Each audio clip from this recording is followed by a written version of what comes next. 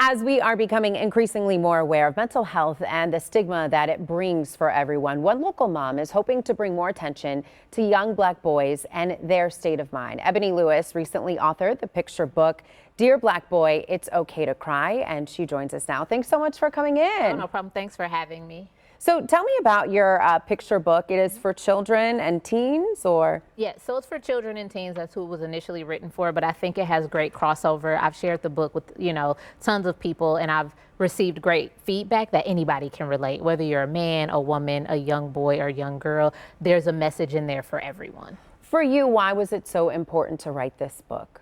Growing up in a family where we had several people that had mental illnesses, but we didn't talk about it, as I grew older, I learned that not talking about it was hurting us. I lost a cousin to suicide 3 years ago, and I think that was the turning point that really sparked for me something needed to be done. And so I started writing the book. It took a little while to get everything down in the way I wanted it to be, but that's when I started and knew. And as you were writing the book, you were pregnant with your baby. He is asleep right now in the studio. But for you to write this book as you were carrying Daxon, what was that like for you?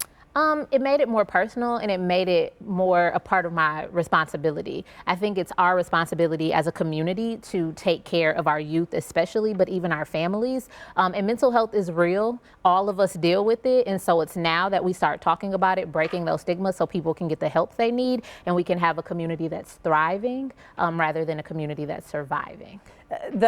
The title of your book is very powerful. It's okay to cry.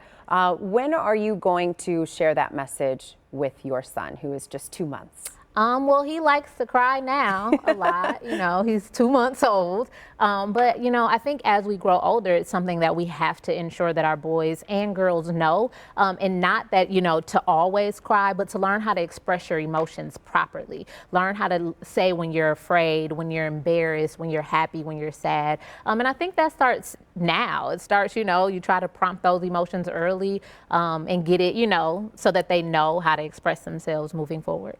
What is your greatest hope that comes from this book? That lives are changed. I just hope that whoever comes in touch with this book gets a message from it, that they use their voice, that they speak up, and that they share it with someone else who could learn from it and who could potentially still be here because of it. If lives can be changed because of my book, I'd be greatly happy. Well, we appreciate you for coming in. Thanks so much, Ebony. And for more information on the book, just head to our website, tmj4.com. and head to the links section.